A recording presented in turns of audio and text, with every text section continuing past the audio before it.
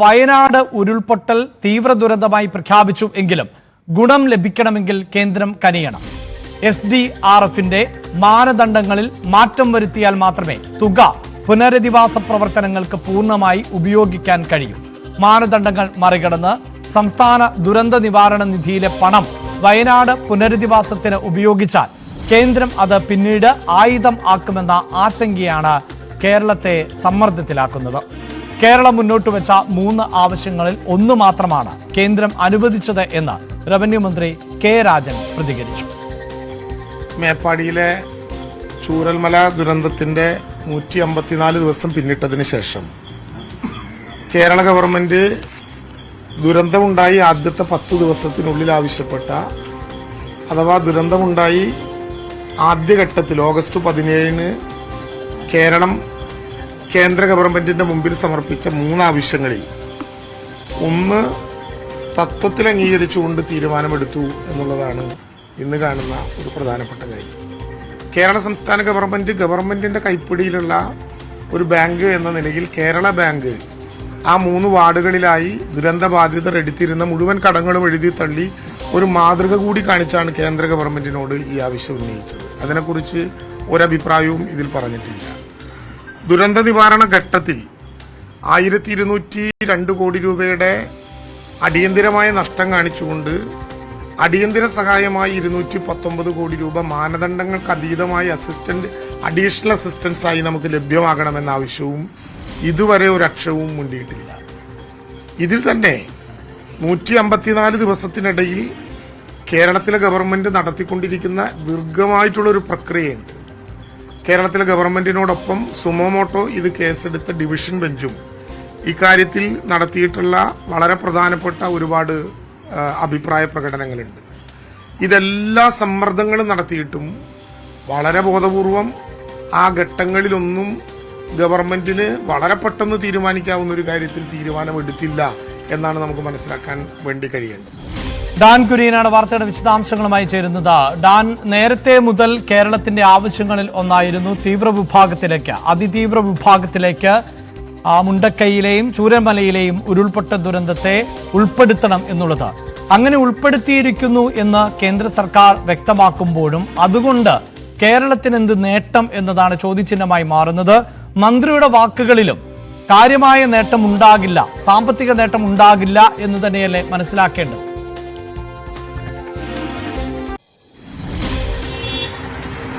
ഇങ്ങനെയൊരു ആവശ്യം കേരളം കേന്ദ്രത്തിന് മുമ്പിൽ പലതവണ ആവർത്തിക്കാനിടയായ സാഹചര്യം തന്നെ ഇതുമായി ബന്ധപ്പെട്ട് അതിതീവ്ര ദുരന്തമായി പ്രഖ്യാപിക്കുമ്പോൾ അതിലൂടെ സംസ്ഥാനത്തിന് കേന്ദ്രത്തിന്റെ ഭാഗത്തുനിന്ന് കൂടുതൽ സാമ്പത്തിക സഹായം ഈ പുനരധിവാസ പ്രവർത്തനങ്ങൾക്ക് വേണ്ടി ലഭിക്കുമെന്ന പ്രതീക്ഷയിലായിരുന്നു. അങ്ങനെ പരിഗണിക്കണമെന്ന ആവശ്യം പലതവണ ആവശ്യപ്പെടുകയും പാർലമെന്റിലടക്കം കേരളത്തിൽ നിന്നുള്ള MPമാർ ഈ ആവശ്യം വീണ്ടും ഉന്നയിക്കുകയും ചെയ്തത്. എന്തായാലും ഇങ്ങനെയൊരു ആവശ്യം മുമ്പോട്ട് വെക്കുന്നതിന് പിന്നാലെ കേന്ദ്ര ആഭ്യന്തരമന്ത്രി അമിത്ഷാ അധ്യക്ഷനായിട്ടുള്ള സമിതി 248 കോടി രൂപയുടെ ഒരു സഹായം ആവശ്യപ്പെട്ടുകൊണ്ട് നൽകിയ കത്തിൽ 153 കോടി രൂപ അനുവദിക്കാൻ നിർദ്ദേശം നൽകുന്നു. അങ്ങനെ സംസ്ഥാന ദുരന്ത നിവാരണ നിധിയിൽ 153 കോടി രൂപ കേന്ദ്രത്തിന്റെ ഭാഗത്തുനിന്ന് ലഭിക്കുന്നു. പക്ഷേ നമ്മൾ നേരിടുന്ന പ്രധാനപ്പെട്ട വെല്ലുവിളി ഈ പണം മുഴുവനായി വയനാട് ചൂരൽമല ഉരുൾപൊട്ടൽ ദുരന്ത മേഖലയിലെ പുനരധിവാസ പ്രവർത്തനങ്ങൾക്ക് വേണ്ടി ഉപയോഗിക്കാൻ കഴിയാത്ത ഒരു സാഹചര്യം നിലവിലുണ്ട്. കാരണം വയനാടിന് വേണ്ടി മാത്രമല്ല, ദുരന്ത നിവാരണ പ്രവർത്തനങ്ങൾക്ക് വേണ്ടി മുഴുവനായിട്ടാണ് ഈ തുക ഈ ഫണ്ടിലേക്ക് വന്നിരിക്കുന്നത്. ആ തുക വയനാടിന് വേണ്ടി മാത്രമായി ചെലവഴിച്ചാൽ മറ്റ് സ്ഥലങ്ങളിലും കേരളത്തിന്റെ നിലവിലെ സാഹചര്യങ്ങൾ നമുക്കറിയാം. പ്രകൃതി ദുരന്തങ്ങൾ പല മേഖലകളിൽ ഉണ്ടാകാറുണ്ട്, വെള്ളപ്പൊക്കം ഉണ്ടാകാറുണ്ട്, ഉരുൾപൊട്ടൽ ഉണ്ടാകാറുണ്ട്, മറ്റ് ദുരന്തങ്ങൾ പല മേഖലകളിൽ ഉണ്ടാകുന്നത് പതിവാണിപ്പോൾ എല്ലാ വർഷങ്ങളിലും. അതുകൊണ്ട് ഒരു സ്ഥലത്തെ ദുരന്തത്തിന് വേണ്ടി ഇപ്പോൾ ഈ നിധിയിലുള്ള പണം മുഴുവനായി വിനിയോഗിക്കുന്ന സാഹചര്യം ഉണ്ടായാൽ, മറ്റ് അപകടങ്ങൾ ഉണ്ടായാൽ, മറ്റ് പ്രകൃതി ദുരന്തങ്ങൾ ഉണ്ടായാൽ അതിനെ നേരിടാൻ സംസ്ഥാനത്തിന്റെ കൈവശം പണമൊന്നുമില്ലാതാകും. അതുമാത്രവുമല്ല, അങ്ങനെ ഈ മാനദണ്ഡങ്ങൾ മറികടന്നുകൊണ്ട് വയനാട് പുനരധിവാസത്തിനു വേണ്ടി നിലവിലുള്ള സംസ്ഥാന ദുരന്ത നിവാരണ നിധിയിലെ പണം മുഴുവൻ വിനിയോഗിക്കുന്ന സാഹചര്യമുണ്ടായാൽ അത് കേന്ദ്ര മാനദണ്ഡങ്ങൾക്ക് വിരുദ്ധമായിട്ടുള്ള നടപടിയായി മാറുകയും ചെയ്യും. അങ്ങനെ സംഭവിച്ചാൽ സംസ്ഥാനത്തിന് ഇനിയും കേന്ദ്രത്തിന്റെ ഭാഗത്തുനിന്ന് ലഭിക്കാനുള്ള പണം കിട്ടുന്നതിന് അത് സാങ്കേതികത്വം ഉണർത്തുന്ന തടസ്സമായി മാറും കേന്ദ്രത്തിന്റെ ഭാഗത്തു നിന്ന്. അങ്ങനെ ഒരു വലിയ സമ്മർദ്ദത്തിന്റെ നടുവിലാണ് സംസ്ഥാനം. അതുകൊണ്ടാണ് ഈ ഒരാവശ്യം തത്വത്തിൽ മാത്രമാണ് ഇപ്പോൾ അംഗീകരിച്ചിരിക്കുന്നത്. മറ്റ് 2 ആവശ്യങ്ങൾ പ്രധാനമായി ഈ ഒരു പാക്കേജ് പ്രത്യേകമായി വയനാടിന് വേണ്ടി അനുവദിക്കണമെന്ന അതടക്കമുള്ള കാര്യങ്ങളിൽ ഇപ്പോഴും സംസ്ഥാനം ഉറച്ചു നിൽക്കുകയാണ്. ആ ആവശ്യം ഉന്നയിച്ചുകൊണ്ട് വീണ്ടും കേന്ദ്രത്തിന് ഒരുപക്ഷെ സർക്കാർ ഈ മന്ത്രിസഭാ യോഗമൊക്കെ ചേർന്നതിന് ശേഷം ഒരു തവണ കൂടി ഒരു കത്തയക്കാൻ തന്നെയാണ് സാധ്യത. എന്തായാലും കേരളം ഏറെക്കാലമായി ആവശ്യപ്പെട്ടിരുന്ന ഒരു കാര്യം 154 ദിവസങ്ങൾ ഈ ദുരന്തമുണ്ടായി 154 ദിവസങ്ങൾക്കിപ്പുറം കേന്ദ്രം അംഗീകരിക്കുന്ന ഒരു സാഹചര്യം ഉണ്ടായി എന്ന് പറയുന്നത് പേരിനൊരു ആശ്വാസം. അങ്ങനെ മാത്രമേ ഇപ്പോഴുണ്ടായിരിക്കുന്ന ഈ നടപടിയെ നമുക്ക് പറയാൻ കഴിയൂ. കാരണം ഈ ദുരന്തമുണ്ടായതിന് തൊട്ടു പിന്നാലെ ഓഗസ്റ്റ് 9, 10, 11 തീയതികളിലായിരുന്നു കേന്ദ്ര സംഘം ഇവിടെ പരിശോധനകൾ നടത്തിയത്. അതിനുശേഷം ദേശീയ ദുരന്ത നിവാരണ അതോറിറ്റിയുടെ തലപ്പത്തുള്ള ഉദ്യോഗസ്ഥരടക്കം കേന്ദ്ര സംഘങ്ങൾ പലതവണയായി ദുരന്ത മേഖലകളിലെത്തി എല്ലാ സ്ഥലങ്ങളും നേരിൽ കണ്ട് ദുരന്തത്തിന്റെ തീവ്രതയും വ്യാപ്തിയും എത്രത്തോളമാണ് എന്ന് കണ്ട് ബോധ്യപ്പെട്ട് മനസ്സിലാക്കിയതിനു ശേഷമാണ് കേന്ദ്ര ആഭ്യന്തര മന്ത്രാലയത്തിന് 1 മാസത്തിനകം ഇത് സംബന്ധിച്ച റിപ്പോർട്ട് സമർപ്പിച്ചത്. ആ റിപ്പോർട്ടിൽ കൃത്യമായി പരാമർശിച്ചിരുന്നു ഇത് സമാനതകളില്ലാത്ത ദുരന്തമാണ്, അതിതീവ്ര ദുരന്തമായി തന്നെ പരിഗണിക്കാവുന്ന കാറ്റഗറിയിലാണ് ഈ ദുരന്തമുണ്ടായിരിക്കുന്ന സ്ഥലത്തിന്റെ സാഹചര്യങ്ങൾ എന്ന്. അതടക്കമുള്ള കാര്യങ്ങൾ കേന്ദ്ര സർക്കാരിന്റെ പരിഗണനയിൽ വന്നിട്ടും പിന്നീട് പാർലമെന്റിൽ ഈ വിഷയം ഉന്നയിക്കപ്പെടുന്ന സാഹചര്യം ഉണ്ടായിട്ടും പിന്നെ എന്തുകൊണ്ട് ഇത്രയധികം കാലതാമസമെടുത്തു ഇങ്ങനെയൊരു പ്രഖ്യാപനം കേന്ദ്ര ആഭ്യന്തര മന്ത്രാലയത്തിന്റെ ഭാഗത്തുനിന്ന് ഉണ്ടാകാൻ എന്നതാണ് ഏറ്റവും ശ്രദ്ധേയമായിട്ടുള്ള കാര്യം. അവിടെയാണ് രാഷ്ട്രീയമായിട്ടുള്ള ഏതെങ്കിലും നീക്കങ്ങളാണോ ഇങ്ങനെ ഒരു അവഗണന വയനാടിനോട് കാണിക്കാൻ വഴി തുറന്നത് എന്നതടക്കമുള്ള വിമർശനങ്ങൾ റവന്യൂ മന്ത്രിയും അതോടൊപ്പം മുഖ്യമന്ത്രിയും സർക്കാരിന്റെ മറ്റ് പ്രതിനിധികളുമൊക്കെ ഉന്നയിക്കുന്ന തരത്തിലേക്ക് കാര്യങ്ങൾ എത്തിച്ചിരിക്കുന്നത്. ഒരു കാര്യം ഉറപ്പാണ്, റവന്യൂ മന്ത്രി ജില്ലാ പഞ്ചായത്ത് പ്രസിഡന്റ് ഷംസാദ് മരക്കാർ ഇപ്പോൾ ടെലിഫോൺ ലൈനിൽ ഉണ്ട്. ശ്രീ ഷംസാദ്, നേരത്തെ തന്നെ ഈ ദുരന്തം ഉണ്ടായതിന് തൊട്ടു പിന്നാലെ തുടർച്ചയായി ചർച്ച ചെയ്യപ്പെട്ട ഒന്നാണ് എന്തുകൊണ്ട് കേന്ദ്ര സർക്കാർ അതിതീവ്ര വിഭാഗത്തിൽ ഈ ദുരന്തത്തെ പെടുത്തുന്നില്ല എന്ന്. ഇപ്പോൾ അങ്ങനെ കാറ്റഗറിയിൽ ഉൾപ്പെടുത്തിയിട്ടുണ്ടെങ്കിൽ പോലും അതുകൊണ്ട് കാര്യമായ നേട്ടമില്ല എന്ന നിലയിലുള്ള റിപ്പോർട്ടുകൾ ആണ് പുറത്തുവരുന്നത്. റവന്യൂ മന്ത്രിയുടെ പ്രതികരണത്തിൽ നിന്നും അത് തന്നെയാണ് മനസ്സിലാക്കാനും സാധിക്കുന്നത്. റവന്യൂ മന്ത്രിയുടെ പ്രതികരണം എന്റെ ശ്രദ്ധയിൽപ്പെട്ടിട്ടില്ല. അതിതീവ്ര ദുരന്തമായി പ്രഖ്യാപിക്കുക എന്നുള്ളത് കേരളം ആവശ്യപ്പെട്ടൊരു കാര്യമാണ്. കേരളത്തിലെ എല്ലാ MP-മാരും ആവശ്യപ്പെട്ടൊരു കാര്യവുമാണ്. അതിതീവ്ര ദുരന്തമായി പ്രഖ്യാപിക്കുമ്പം യാതൊരുവിധ ഗുണവും ഇല്ല എന്ന് പറയുന്നത് ശരിയാണെന്ന് എനിക്ക് തോന്നുന്നില്ല. കാരണം അവിടെയുള്ള ആളുകളുടെ സാമ്പത്തികമായ ബാധ്യതകളെല്ലാം ബാങ്കുകൾക്കും മറ്റും കേന്ദ്ര സർക്കാരിന്റെ കൂടെ അനുമതിയോടുകൂടി കേരള സർക്കാരിന്റെ ഒരു സമ്മർദ്ദവും കൂടെ ഉണ്ടെങ്കിൽ എഴുതി തള്ളാവുന്ന സാഹചര്യം ഉണ്ടാവും. കാരണം അതിതീവ്ര ദുരന്തത്തിന്റെ ഭാഗമായി വരികയും സെക്ഷൻ 13 പ്രകാരം അത് ഉപയോഗിക്കുകയും ചെയ്യുകയാണെങ്കിൽ അതിനോടൊപ്പം മറ്റുള്ള MP-മാർക്ക് ഇന്ത്യയിലുള്ള MP-മാർക്കും വേണമെങ്കിൽ 1 കോടി രൂപ വരെ ഈ മേഖലയിൽ ചെലവഴിക്കാനുള്ള ഒരു സാഹചര്യം ഉണ്ടാവും. അതെ, രാജ്യത്ത് മുഴുവൻ MP-മാർക്കും 1 കോടി രൂപ വീതം വേണമെങ്കിൽ ചെലവഴിക്കാം. ഓക്കെ, നമുക്ക് ചെലവഴിക്കാനുള്ള ഒരു സാഹചര്യം ഇവിടെ ഉണ്ടാകും. മറ്റൊന്ന്, ഈ അന്താരാഷ്ട്ര സംഘടനകളിൽ നിന്നും ബഹുരാഷ്ട്ര സ്ഥാപനങ്ങളിൽ നിന്നും ഒക്കെ സർക്കാരിന് വേണമെങ്കിൽ പണം സ്വീകരിക്കാം. നേരത്തെ തന്നെ ഈ ടൗൺഷിപ്പുമായി ബന്ധപ്പെട്ട് നിരവധി സ്ഥാപനങ്ങൾ സഹായ സന്നദ്ധത അറിയിച്ചതുമാണ്. നമ്മളത് തീർച്ചയായും ഞാനത് പറയാൻ വരികയായിരുന്നു. അതായത് ബഹുരാഷ്ട്ര കമ്പനികളിൽ നിന്നും അന്താരാഷ്ട്ര ഏജൻസികളിൽ നിന്നുമൊക്കെ നമുക്ക് പണം സ്വരൂപിക്കാനും ഇത് പുനരധിവാസത്തിന് ഉപയോഗിക്കാനും കഴിയും. അപ്പോ ഞാൻ അദ്ദേഹത്തിന്റെ ഈ പ്രസ്താവന കേൾക്കാത്തതുകൊണ്ടാണ് ഞാൻ അതിൽ പ്രതികരിക്കാത്തത്. എന്റെ ബോധ്യത്തിൽ ഇത്തരം കാര്യങ്ങൾ നടക്കുമെന്നുള്ളത്. ഇനി ഒന്നും നടക്കാൻ ഒരു സാധ്യതയും ഇല്ല എന്നുള്ളതെങ്കിൽ നമ്മൾ അതിതീവ്ര, അതായത് താങ്കൾ പറയുന്നത് ഈ സംസ്ഥാനത്തെ സർക്കാർ പ്രധാനമായും പറയുന്നത് അധിക തുക ആവശ്യപ്പെട്ടു, ആ തുക അനുവദിച്ചില്ല എന്നതാണ് പ്രധാനപ്പെട്ട ആക്ഷേപം. അതിലേക്ക് ഞാൻ വരുന്നു. ഞാൻ പറഞ്ഞത് നമ്മളുടെ 2 ആവശ്യങ്ങൾ 2ആയി തന്നെ നമ്മൾ കാണണ്ടേ. നമ്മൾ അതിതീവ്ര ദുരന്തമായി പ്രഖ്യാപിക്കണം എന്നുള്ള ഒന്നാമത്തെ ആവശ്യം, അല്ലെങ്കിൽ 2ാമത്തെ ആവശ്യം. ഒരാവശ്യം കൂടി നമ്മൾ ഉന്നയിക്കുന്ന എന്താണ്, മുണ്ടക്കൈ ചൂരൽമല പുനരധിവാസത്തിന് സാമ്പത്തികമായ ഒരു പാക്കേജ് കേന്ദ്ര സർക്കാർ നൽകണം എന്നുള്ളത് തന്നെയാണ്.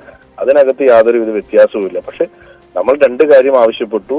5 മാസം കഴിഞ്ഞിട്ടാണെങ്കിൽ പോലും അതിതീവ്ര ദുരന്തമായി പ്രഖ്യാപിക്കാൻ സർക്കാർ തയ്യാറായി, നമ്മളുടെ ഒരു ആവശ്യം എന്നുള്ളത്. ഇനി അതിനകത്ത് ആ പ്രഖ്യാപനം കൊണ്ട് എന്തൊക്കെ തരത്തിലുള്ള ഇടപെടലുകൾ നമുക്ക് നടത്താൻ കഴിയുമെന്നുള്ളത് നമ്മൾ ആലോചിക്കേണ്ട കാര്യമാണ്. അതിനാണ് ഞാനും താങ്കളും ഇപ്പൊ തുടക്കത്തിൽ പറഞ്ഞതുപോലെ ലോണിന്റെ കാര്യം, മറ്റ് ഏജൻസികളുടെ ഫണ്ട്, MP-മാരുടെ ഫണ്ട്, അങ്ങനെ എന്തൊക്കെ സോഴ്സുകൾ നമുക്ക് ഇതിനകത്ത് ഉപയോഗിക്കാൻ പറ്റും അത് ഉപയോഗിക്കും. 2 പാക്കേജ് എന്ന് പറയുന്നത് നമുക്ക് ആവശ്യമുള്ള കാര്യം തന്നെയാണ്.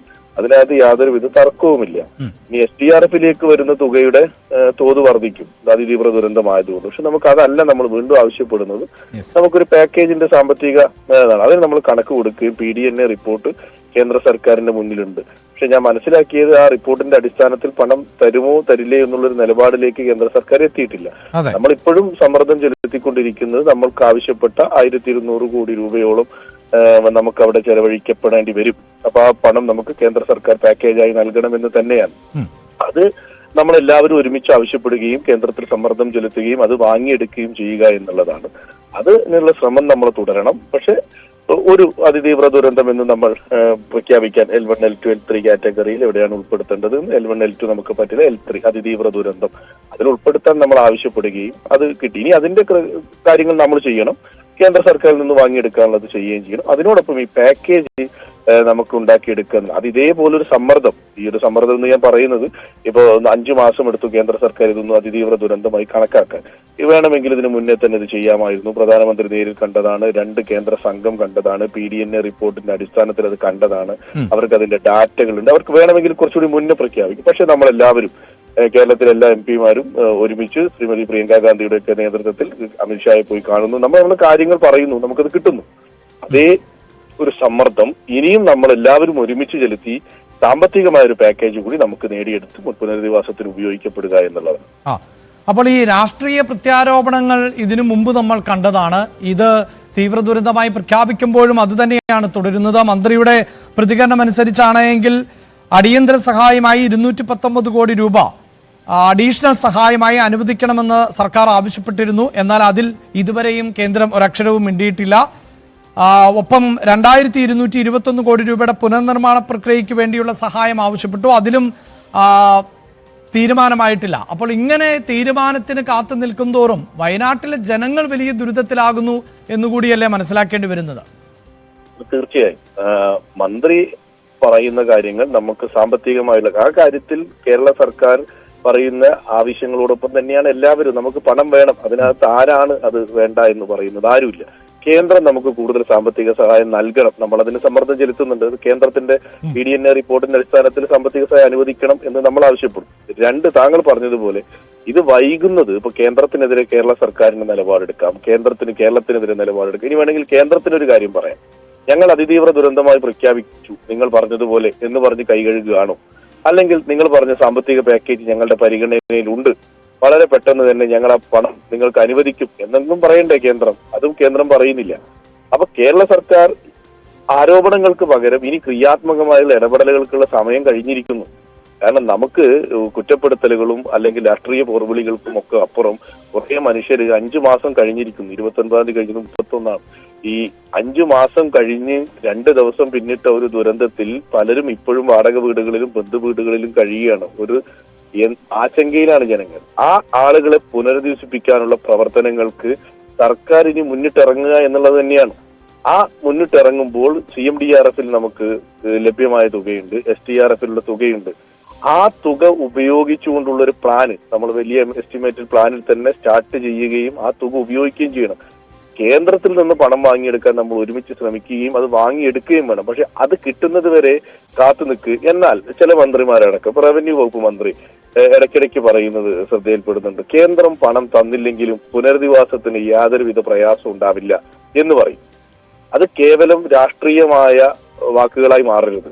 കേന്ദ്രം തരുന്നില്ലെങ്കിൽ കേന്ദ്രത്തിനെതിരെ നമുക്ക് ഒരുമിച്ച് നിന്ന് ഫൈറ്റ് ചെയ്യണം, അതിൽ തർക്കമില്ല. പക്ഷെ കേരളം ചെയ്യേണ്ട കാര്യങ്ങൾ ഇനിയും ആരംഭിക്കാതിരിക്കുന്നത് ശരികേടാണ്. ആരംഭിക്കണം. ആരംഭിച്ചു കഴിഞ്ഞ് പറയണം ഞങ്ങളിത് തുടങ്ങി, കേന്ദ്രം ഞങ്ങളെ സഹായിച്ചില്ല. പക്ഷെ പുറത്തിറങ്ങി വലിയ വാക്കുകളിൽ കേന്ദ്രം പണം തന്നില്ലെങ്കിലും ഇവിടെ ഒന്നും സംഭവിക്കില്ല, കേരളം എല്ലാത്തിനും പ്രാപ്തമാണെന്ന് പറയുകയും എന്നാൽ ഇതിന്റെ ചർച്ചകളിലേക്കും കാര്യങ്ങളിലേക്കും വരുമ്പോൾ കേന്ദ്രത്തിൽ നിന്ന് പണം ലഭിച്ചിട്ടില്ല എന്ന് പറയുന്ന 2 രീതിയിലുള്ള നിലപാടെടുക്കാതെ നമ്മൾ നമ്മളുടെ കയ്യിലുള്ള പണം വെച്ച് പുനരധിവാസ പ്രവർത്തനങ്ങൾ, ഭൂമി ഏറ്റെടുക്കുന്നതുമായി ബന്ധപ്പെട്ട കാര്യങ്ങൾ ഇപ്പൊ കോടതിയിൽ നിന്ന് അനുകൂലമായ വിധി കിട്ടി. ഇനി വളരെ പെട്ടെന്ന് അതിന്റെ പ്ലാൻ എന്താണ് പുനരധിവാസത്തിന്റെ ടൗൺഷിപ്പിന്റെ പ്ലാൻ? ഞാൻ ഇതുവരെ കണ്ടിട്ടില്ല, താങ്കളും കണ്ടിട്ടില്ല എന്ന് ഞാൻ വിചാരിക്കും. ആ പ്ലാൻ പ്രസന്റ് ചെയ്യണ്ടേ? അത് ദുരന്തബാധിതർക്ക് എത്തി അറിയിക്കണ്ടേ? ഇതാണ് നമ്മളുടെ പ്ലാൻ. അതിനകത്ത് ചേഞ്ചസ് ഉണ്ടോ? ചേഞ്ചസ് ഉണ്ടെങ്കിൽ അത് പറയട്ടെ, ജനപ്രതിനിധികൾ പറയട്ടെ, ഉദ്യോഗസ്ഥർ പറയട്ടെ. അത് അംഗീകരിക്കണ്ടേ? അത് അംഗീകരിച്ചതിന്റെ പ്രവർത്തനങ്ങൾ ആരംഭിക്കണം. അതിന് 1023 വീടുകൾ അല്ലെങ്കിൽ 1000 വീടുകൾ, 500 വീടുകൾ, എത്ര വീടാണെങ്കിലും വീടുകൾക്ക് പൂർണ്ണമായി തരാൻ നമ്മളുടെ സ്പോൺസർമാരുണ്ട്. അവരുടെ മീറ്റിംഗ് വിളിക്കുന്നു, നമ്മളെ വീടുകളിലേക്ക് കടക്കുന്നു, സ്ഥലം നമ്മൾ കണ്ടെത്തുന്നു, മറ്റുള്ള പൊതു ഇടങ്ങൾ നമുക്ക് സഹായിക്കാൻ പറ്റുന്ന ആളുകളിൽ നിന്ന് സഹായം വാങ്ങണം, നമ്മൾ CMDRF ഉപയോഗിക്കണം. കേന്ദ്രത്തിൽ നിന്ന് പണം വാങ്ങാൻ നമ്മൾ ഒരുമിച്ച് നിൽക്കണം. തന്നില്ലെങ്കിൽ അതിനെ രാഷ്ട്രീയപരമായി തന്നെ നേരിടണം. പക്ഷെ അത് തരുന്നില്ല അല്ലെങ്കിൽ അതിന്റെ കാലതാമസത്തിന്റെ കാരണത്തിൽ ഒന്നും ചെയ്യാതിരിക്കുന്നത് ശരിയല്ല. യെസ്, വളരെ നന്ദി ശ്രീ ഷംസാദ് മരക്കാർ ഞങ്ങളോട് പ്രതികരിച്ചതിന്. ഡാൻ ആണ് വാർത്തയുടെ വിശദാംശങ്ങളുമായി ചേരുന്നത്. ഡാൻ, ഇപ്പോൾ ഈ ദുരന്തം ഉണ്ടായിട്ട് 5 മാസം പിന്നിടുകയാണ്. ഇപ്പോഴും അവിടുത്തെ ജനങ്ങൾക്ക് കൃത്യമായൊരു ധാരണയില്ല തങ്ങളെ എവിടെയാണ് പുനരധിവസിപ്പിക്കാൻ പോകുന്നത്, എന്തു പദ്ധതിയാണ് സർക്കാർ മുന്നോട്ട് വെക്കുന്നത് എന്നുള്ളത്. അവിടെ മരക്കാർ സൂചിപ്പിക്കുന്ന പ്രതികരണം വളരെ പ്രധാനപ്പെട്ടതാണല്ലോ. കാരണം ഈ ജനങ്ങളെ സംബന്ധിച്ചിടത്തോളം അവർക്ക് കേന്ദ്രത്തിൽ നിന്നാണോ കേരളത്തിൽ നിന്നാണോ ഫണ്ട് ലഭിക്കുന്നത് എന്നതല്ല പ്രസക്തമാകുന്ന ഒന്ന്. അവരുടെ ജീവിതം മുന്നിൽ ചോദ്യചിഹ്നമായി നിൽക്കുന്ന പശ്ചാത്തലമുണ്ട്. ഇപ്പോൾ തീവ്ര ദുരന്തമായി പ്രഖ്യാപിക്കണമെന്ന ആവശ്യം കേന്ദ്ര സർക്കാർ അംഗീകരിക്കുമ്പോൾ അത് സംസ്ഥാന സർക്കാരിനടക്കം ഒട്ടേറെ സാധ്യതകൾ തുറന്നിടുന്നുണ്ടല്ലോ. അതായത് ദേശീയ ദുരന്ത നിവാരണ നിധിയിൽ നിന്ന് കൂടുതൽ പണം ലഭിക്കാനുള്ള സാധ്യതയുണ്ട്. അത് ലഭിക്കുമോ ഇല്ലയോ എന്നത് നമുക്ക് കാത്തിരിക്കാം. പക്ഷേ മറ്റ് MPമാരിൽ നിന്നടക്കം 1 കോടി രൂപ വരെ അവരുടെ സഹായം തേടാൻ അവസരം ഉണ്ടാകുന്നു.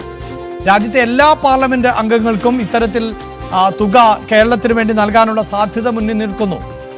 ബഹുരാഷ്ട്ര കമ്പനികളിൽ നിന്നടക്കം കേരളത്തിന് വേണമെങ്കിൽ സഹായം തേടാം. ബാങ്കുകൾക്ക് ഈ ദുരന്ത ബാധിതരുടെ കടം എഴുതിത്തള്ളാം. അങ്ങനെ അതിപ്പോൾ കേരള ബാങ്ക് മാത്രമാകണമെന്നില്ല, ഏത് ബാങ്കുകൾക്കും അത്തരത്തിൽ എഴുതിത്തള്ളാം. അപ്പോൾ അങ്ങനെയുള്ള സാധ്യതകൾ കൂടിയുണ്ട് ഈ അതിതീവ്ര ദുരന്തത്തിന്റെ പട്ടികയിലേക്ക് വരുമ്പോൾ. ഇക്കാര്യങ്ങളിൽ സംസ്ഥാന സർക്കാർ ഏതെങ്കിലും തരത്തിൽ പ്രതികരിക്കുന്നുണ്ടോ? ഈ സാധ്യതകൾ പ്രയോജനപ്പെടുത്തുമെന്ന് റവന്യൂ മന്ത്രിയും പറഞ്ഞു.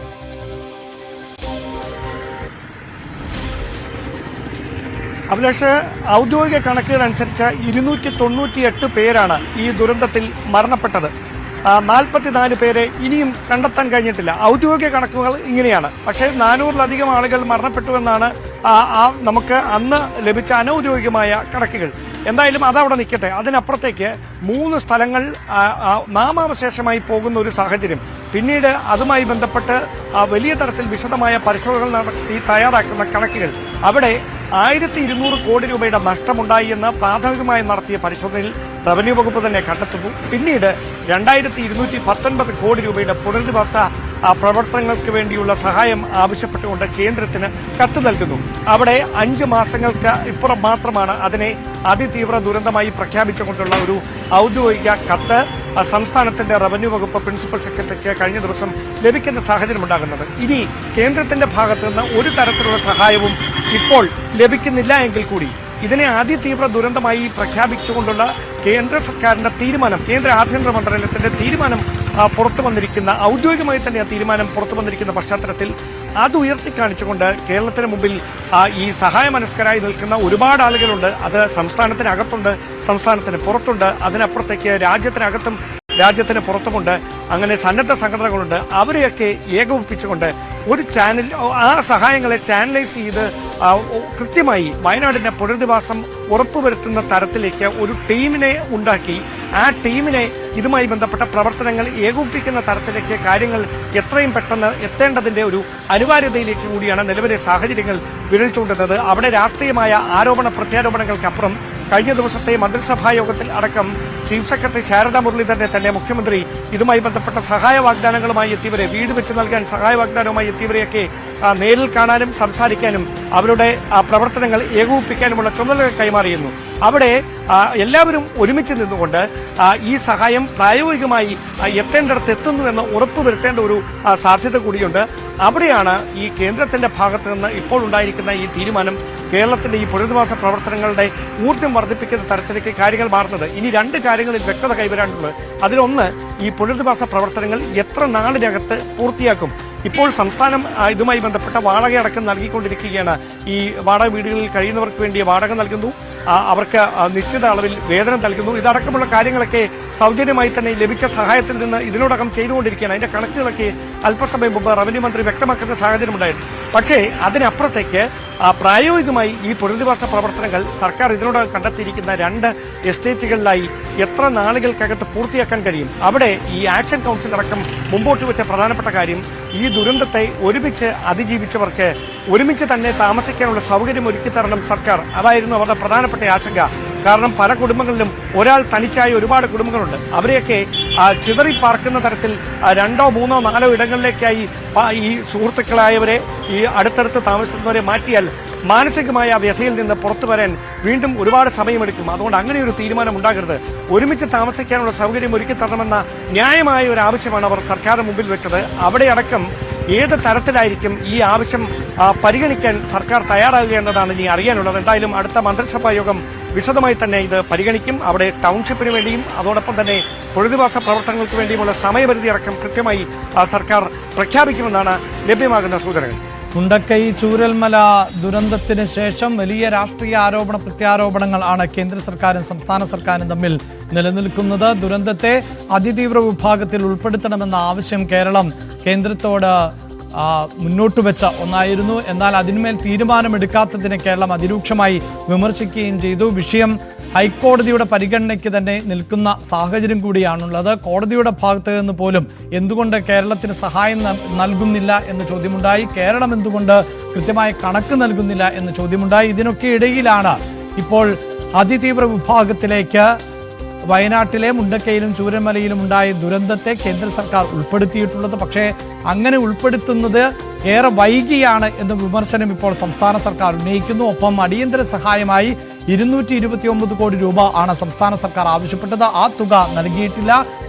പുനരധിവാസത്തിന് 2000 കോടിയിലധികം രൂപ ആവശ്യപ്പെട്ടിട്ടുണ്ട്. അതിന്മേൽ തീരുമാനമുണ്ടായിട്ടില്ല എന്ന് ആണ് ഇപ്പോൾ സംസ്ഥാന സർക്കാർ നിലപാട് സ്വീകരിക്കുന്നത്. എന്നാൽ ഒരു ദുരന്തത്തെ അതിതീവ്ര ദുരന്തമായി പ്രഖ്യാപിച്ചു കഴിഞ്ഞാൽ അവിടെ ദേശീയ ദുരന്ത നിവാരണ അതോറിറ്റിയിൽ നിന്ന് കൂടുതൽ പണം ലഭിക്കാനുള്ള സാധ്യതയുണ്ട് എന്നാണ് മനസ്സിലാക്കുന്നത്. എംപിമാരുടെ വികസന ഫണ്ടിൽ നിന്ന് 1 കോടി രൂപ വരെ ദുരന്ത സഹായമായി കേരളത്തിലെ 20 എംപിമാർക്കും ചെലവാക്കാൻ പറ്റുന്ന സാഹചര്യം ഉണ്ട് എന്നാണ് നമുക്ക് മനസ്സിലാക്കാൻ സാധിക്കുന്നത്. ഒപ്പം രാജ്യത്തെ മറ്റ് എംപിമാരിൽ നിന്നടക്കം ധനസഹായം ആവശ്യപ്പെടാൻ ഈ അതിതീവ്ര വിഭാഗത്തിൽ ദുരന്തത്തെ ഉൾപ്പെടുത്തുമ്പോൾ സാധിക്കുന്നു എന്ന വിവരങ്ങൾ പുറത്തു വരുന്നുണ്ട്. അന്താരാഷ്ട്ര സംഘടനകളിൽ നിന്ന്, ബഹുരാഷ്ട്ര സ്ഥാപനങ്ങളിൽ നിന്നടക്കം സാമ്പത്തിക സഹായം, അതായത് പുനരധിവാസവുമായി ബന്ധപ്പെട്ട സഹായങ്ങൾ തേടാൻ സാധിക്കും. ബാങ്കുകളിൽ ദുരന്തബാധിതരുടെ കടം എഴുതി തള്ളുന്നതിനുള്ള അവസരമൊരുങ്ങും. ഇങ്ങനെ നിയമപരമായി ഒട്ടേറെ ആനുകൂല്യങ്ങൾ ഈ തീവ്ര വിഭാഗത്തിൽ ഉൾപ്പെടുത്തുമ്പോൾ ലഭിക്കുന്നുണ്ട് എന്നതും നിഗമനമാണ്. അങ്ങനെയെങ്കിൽ അതിന് സംസ്ഥാന സർക്കാർ തയ്യാറാകണമെന്ന ആവശ്യം ആണ് നേരത്തെ ഷംസാദ് മരക്കാരനെ പോലെയുള്ള ആളുകൾ ഉന്നയിക്കുകയും ചെയ്യുന്നത്. എന്തായാലും രാഷ്ട്രീയ ആരോപണ പ്രത്യാരോപണങ്ങൾ വലിയ തോതിൽ മുന്നോട്ടു പോകുന്നതിനിടയിലാണ് വയനാട് മുണ്ടക്കയിലും ചൂരൽമലയിലും ഉണ്ടായിട്ടുള്ള ദുരന്തത്തെ അതിതീവ്ര വിഭാഗത്തിൽ ഉൾപ്പെടുത്തിയത്. എന്നാൽ അതുകൊണ്ട് കാര്യമായ പ്രയോജനമില്ല എന്ന പ്രതികരണമാണ് ഇപ്പോൾ സംസ്ഥാന സർക്കാരിൻ്റെ ഭാഗത്ത് നിന്ന് ഉണ്ടാകുന്നത്. SDRF മാനദണ്ഡങ്ങളിൽ മാറ്റം വരുത്തണം എന്നാണ് പറയുന്നത്. കേരളം പ്രതീക്ഷിക്കുന്നത് പ്രത്യേക പാക്കേജ് ആണ് എന്നും ആ ആവശ്യം പരിഗണിച്ചിട്ടില്ല എന്നുമാണ് റവന്യൂ മന്ത്രി പറഞ്ഞത്. അദ്ദേഹത്തിന്റെ വാക്കുകളിലേക്ക് ഒരിക്കൽ കൂടി. മേപ്പാടിയിലെ ചൂരൽമല ദുരന്തത്തിന്റെ 154 ദിവസം പിന്നിട്ടതിന് ശേഷം കേരള ഗവൺമെന്റ് ദുരന്തമുണ്ടായി ആദ്യത്തെ 10 ദിവസത്തിനുള്ളിൽ ആവശ്യപ്പെട്ട, അഥവാ ദുരന്തമുണ്ടായി ആദ്യഘട്ടത്തിൽ ഓഗസ്റ്റ് 17 കേരളം കേന്ദ്ര ഗവൺമെന്റിന്റെ മുമ്പിൽ സമർപ്പിച്ച 3 ആവശ്യങ്ങളിൽ ഒന്ന് തത്വത്തിൽ അംഗീകരിച്ചുകൊണ്ട് തീരുമാനമെടുത്തു എന്നുള്ളതാണ് ഇന്ന് കാണുന്ന ഒരു പ്രധാനപ്പെട്ട കാര്യം. കേരള സംസ്ഥാന ഗവൺമെന്റിന്റെ കൈപ്പിടിയിലുള്ള ഒരു ബാങ്ക് എന്ന നിലയിൽ കേരള ബാങ്ക് ആ 3 വാർഡുകളിലായി ദുരന്തബാധിതർ എടുത്തിരുന്ന മുഴുവൻ കടങ്ങളും എഴുതി തള്ളി ഒരു മാതൃക കൂടി കാണിച്ചാണ് കേന്ദ്ര ഗവൺമെന്റിനോട് ഈ ആവശ്യം ഉന്നയിച്ചത്. അതിനെക്കുറിച്ച് ഒരഭിപ്രായവും ഇതിൽ പറഞ്ഞിട്ടില്ല. ദുരന്ത നിവാരണ ഘട്ടത്തിൽ 1202 കോടി രൂപയുടെ അടിയന്തിരമായ നഷ്ടം കാണിച്ചുകൊണ്ട് അടിയന്തര സഹായമായി 219 കോടി രൂപ മാനദണ്ഡങ്ങൾക്ക് അതീതമായി അഡീഷണൽ അസിസ്റ്റൻസായി നമുക്ക് ലഭ്യമാകണമെന്ന ആവശ്യവും ഇതുവരെ ഒരു അക്ഷരവും മുന്നിട്ടില്ല. ഇതിൽ തന്നെ 154 ദിവസത്തിനിടയിൽ കേരളത്തിലെ ഗവൺമെന്റ് നടത്തിക്കൊണ്ടിരിക്കുന്ന ദീർഘമായിട്ടുള്ള ഒരു പ്രക്രിയയാണ്. കേരളത്തിലെ ഗവൺമെന്റിനോടൊപ്പം സുമോമോട്ടോ ഇത് കേസെടുത്ത ഡിവിഷൻ ബെഞ്ചും ഇക്കാര്യത്തിൽ നടത്തിയിട്ടുള്ള വളരെ പ്രധാനപ്പെട്ട ഒരുപാട് അഭിപ്രായ പ്രകടനങ്ങളുണ്ട്. ഇതെല്ലാ സമ്മർദ്ദങ്ങളും നടത്തിയിട്ടും വളരെ ബോധപൂർവം ആ ഘട്ടങ്ങളിലൊന്നും ഗവൺമെന്റിന് വളരെ പെട്ടെന്ന് തീരുമാനിക്കാവുന്ന ഒരു കാര്യത്തിൽ തീരുമാനമെടുത്തില്ല എന്നാണ് നമുക്ക് മനസ്സിലാക്കാൻ വേണ്ടി കഴിയുന്നത്.